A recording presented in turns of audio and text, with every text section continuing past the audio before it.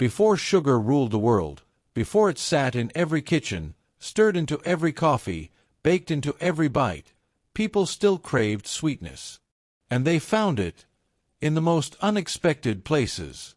In the Middle Ages, sweetness wasn't something you bought in neat white crystals.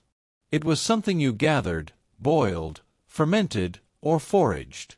It was a reward for patience, a gift from bees, trees, vines, even roots buried deep in the earth. Some of these sweeteners were luxury items, reserved for nobility and monasteries. Others, they were simple, rustic treasures, growing wild along dusty paths or bubbling in a peasant's iron pot. Most of them have vanished from our kitchens, forgotten by time. But today, we're bringing them back, one delicious memory at a time. It all begins with honey. Long before sugar was shipped in from exotic ports, honey was the ultimate sweet. It didn't just flavor food, it touched every part of medieval life.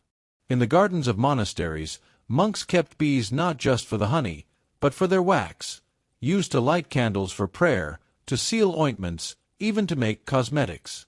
And the honey itself? It was rich, unpasteurized, wild, full of the flowers and herbs that grew nearby. You could taste the land in every spoon. They used it in everything: cakes, porridge, fermented into mead, the drink of the gods. And when someone was sick, a dollop of honey soothed sore throats, cleaned wounds, and settled anxious bellies. Honey wasn't just a sweetener. It was comfort, warmth, health, a little sunlight in a dark time. In the chillier parts of Europe, there was something else bubbling in pots and barrels: barley malt syrup. It began with barley, humble, hearty, sprouted, dried, and mashed until it released a thick, nutty syrup. This wasn't just sweet. It had character. It gave bread a golden crust and beer its soul. Bakers swore by it. Brewers called it liquid gold. And unlike fruit or honey, it could last. It was a staple in every northern kitchen. Today, it's a rare find in health food stores. But in the Middle Ages, it was the backbone of northern sweetness. Further south, where olives grow and lavender fills the air, the carob tree stood tall. Its pods, long and brown, were naturally sweet, a kind of medieval chocolate without the caffeine. Monks loved it. Herbalists treasured it.